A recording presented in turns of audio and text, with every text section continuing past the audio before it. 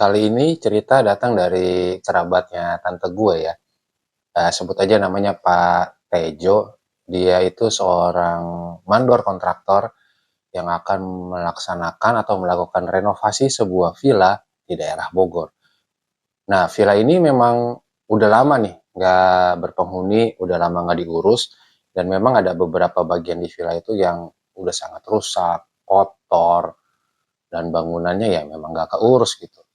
Nah, di sana itu dia mendapatkan gangguan, mendapatkan teror dari makhluk gaib atau makhluk-makhluk astral penghuni dari villa tersebut. Bahkan cuman bukan diganggu dengan suara aja, bukan dengan diganggu dengan adanya benda yang kayak bergerak atau pintu terbuka sendiri, bahkan sampai mengancam nyawanya dia sendiri. Nah, begini kisahnya.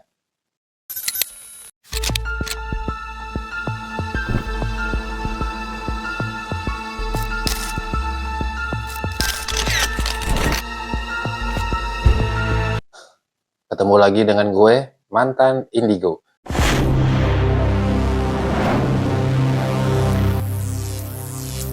Jangan lupa subscribe channel gue untuk selalu mengikuti kisah-kisah gue, kisah mantan Indigo.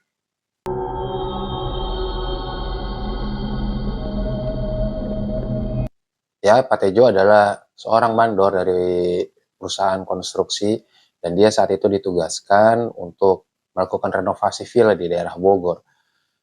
Ya, di awal dia datang emang dia tuh bercerita kalau villa itu tuh udah lama nggak ditempatin.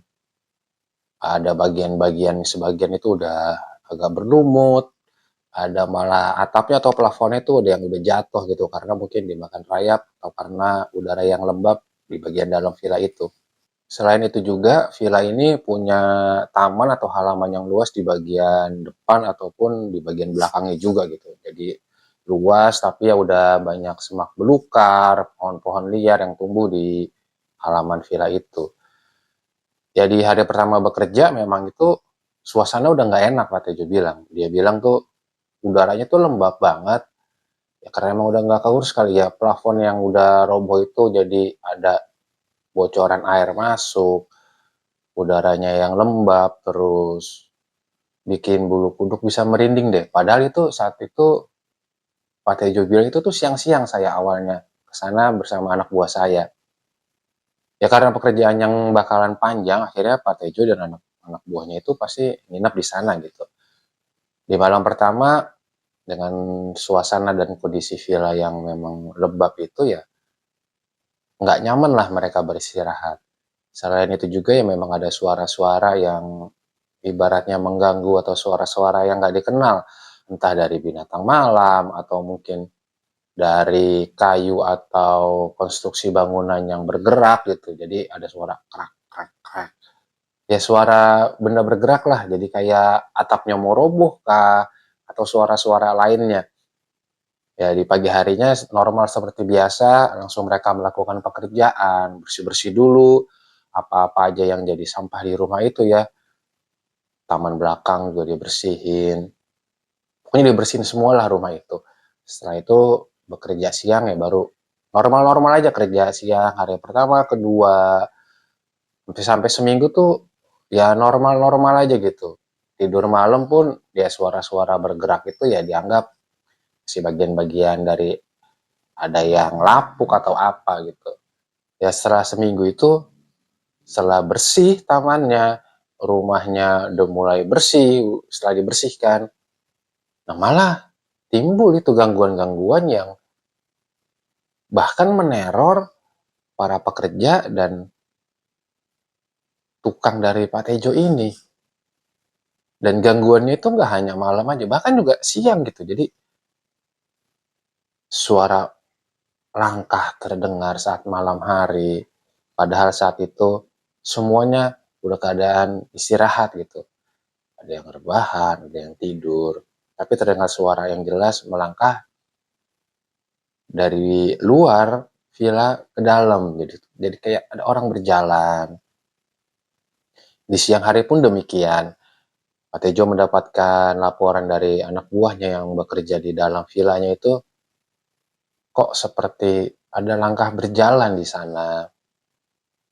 terkadang terdengar kayak suara orang ngobrol di sudut ruangan, di pojok ruangan, atau di kamar yang memang nggak ada orang, nggak ada yang kerja di situ gitu.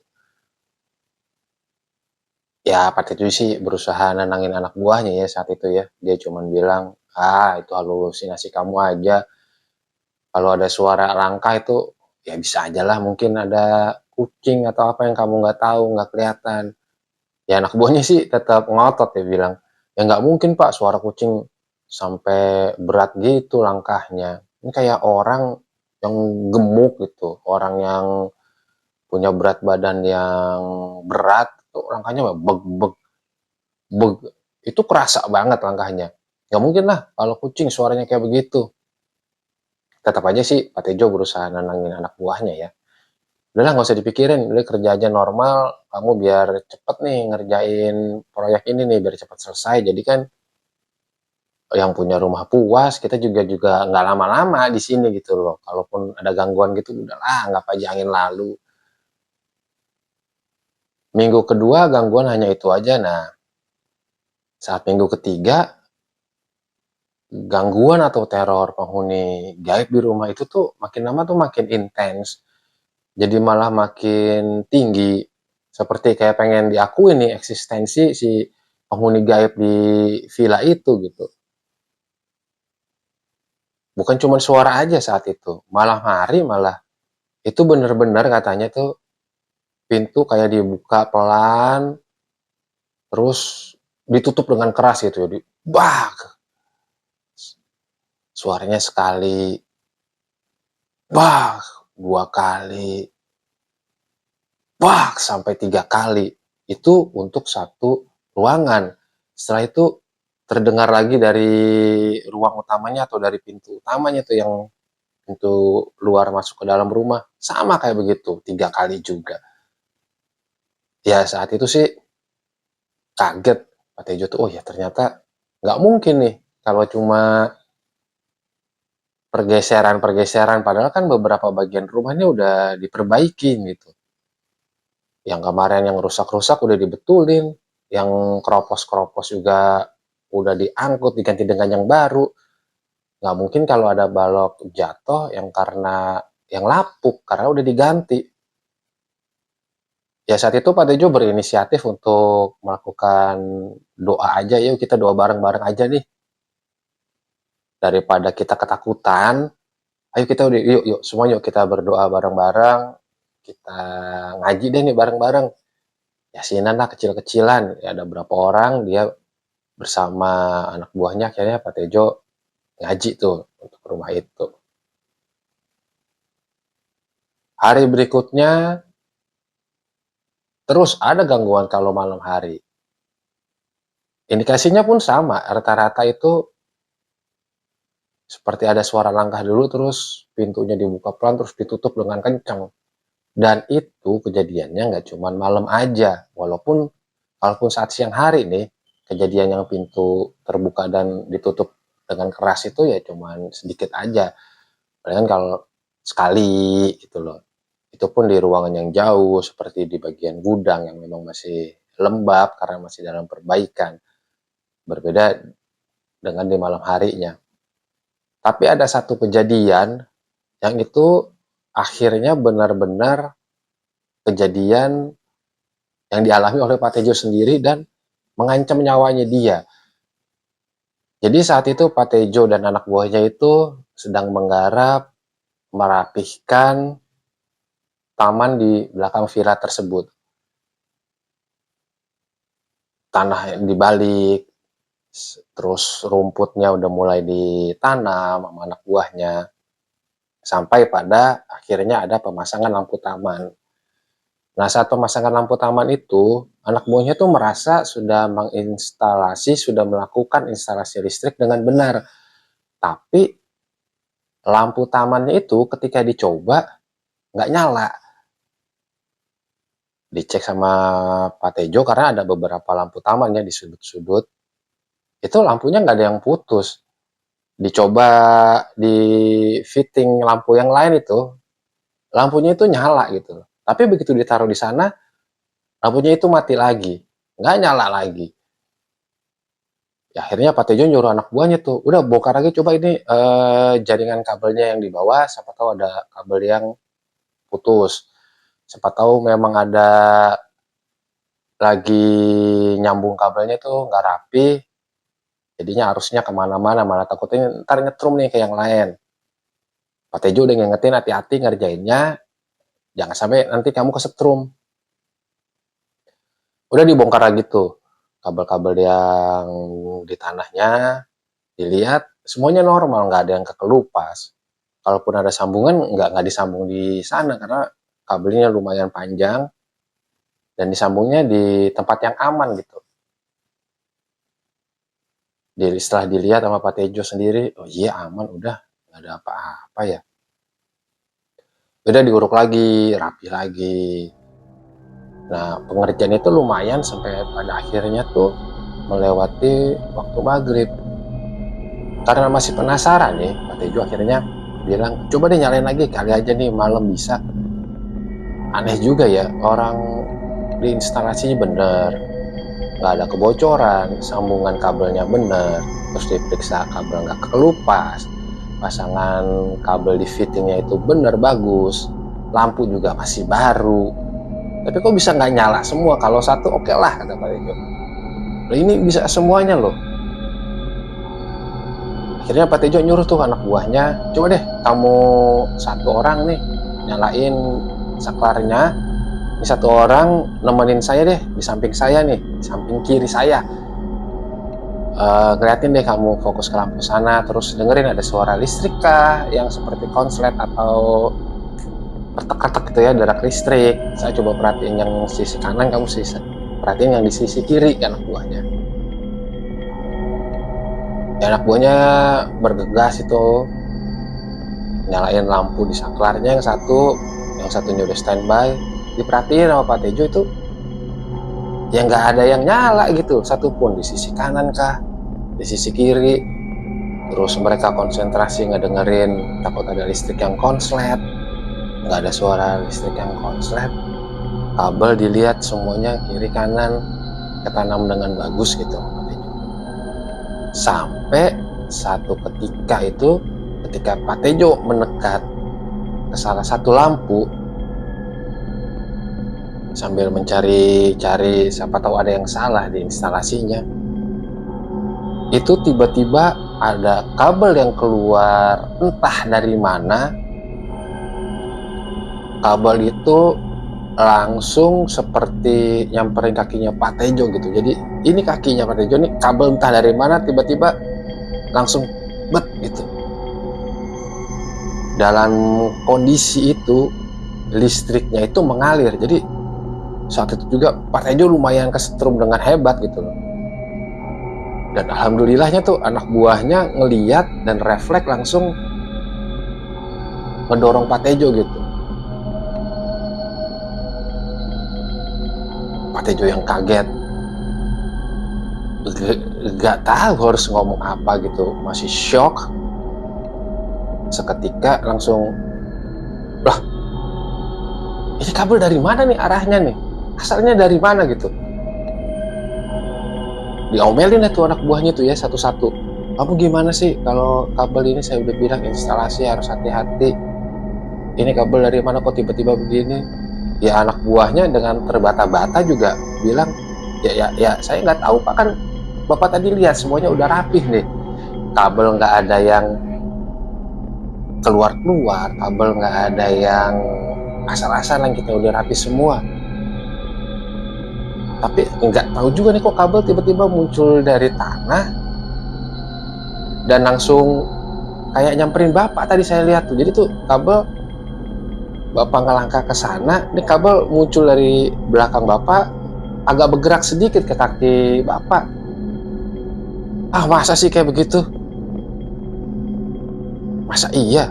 Tapi iya juga sih, saya juga ngelihat tadi tuh emang kabel udah rapi. Dan ini kok tiba-tiba bisa ada kabel keluar dari tanah nih. Dan saya juga nggak ngerasa nginjek, atau saat saya melangkah pun ngelihat ya nggak ada kabel yang keluar-keluar begitu. Ya Pak, saya nggak tahu Pak. Ya dengan perasaan syok tapi tetap berusaha nenangin anak buahnya ya. Pak Tejo bilang, ya udah, itu aja Pak. Ya mungkin ini kurang dalam, jadi keluar kali saya injak. Masih dengan perasaan heran gitu loh. Pak Tejo tuh berpikir kok bisa kejadian kayak begitu ya. Esok harinya saat pagi hari, ya langsung anak buahnya Pak Tejo tuh merapihkan lagi kabel yang udah keluar tadi ya, dirapihin tadi. Sorenya akhirnya tetap Pak Tejo melakukan inspeksi lagi. Ya lampu itu masih dalam keadaan mati. Tetap nggak nyala tuh. Jadi bikin pusing Pak Tejo di situ. Aduh, ini gimana ceritanya ya? Udah segini rapinya masih nggak nyala juga. Ya udah diperiksa lagi, dan lagi-lagi kejadian saat Pak Tejo memeriksa kondisi lampu taman itu, entah dari mana, entah ada kejadian apa, semuanya terlihat normal dan bagus untuk melakukan inspeksi, tapi lagi-lagi ada kabel yang keluar yang nyetrum saat ini ke arah pinggangnya Pak Tejo. Jadi bukan ke arah kaki yang lebih rendah, tapi itu kabel entah dari mana keluar dari tanah, nyetrum di bagian pinggangnya Pak Tejo itu. Semuanya panik dong, karena Pak Tejo saya tuh teriak gitu. Strum agak kepental, semua yang bekerja tuh panik langsung nyamperin, ada apa pak gitu. Loh, kok ini kabel bisa keluar lagi, padahal kan tadi pagi udah kita tanam ini, udah kita tutup lagi sama tanah. Aduh, Pak Tejo, kok bisa begini terus ya, ini gimana ceritanya gitu. Dan nggak mungkin juga kalau memang ada kesalahan atau apa itu, kabel ini bisa tiba-tiba nongol lagi. Kabel ini kok bisa keluar lagi, padahal iya saya tadi juga ngeliat Pak Tejo bilang ke anak buahnya, iya tadi saya ngeliat kalian tuh nanam lagi gitu. Nggak ngerti juga nih Pak, saya Pak harus gimana ya kita ya. Yaudah deh, coba deh kamu tanam lagi aja, itu udah deh, nggak usah dipikirin deh, yang penting kita kerja bener aja. Mudah-mudahan nanti ada ininya deh, saya sambil nanya-nanya orang di sekitar nih.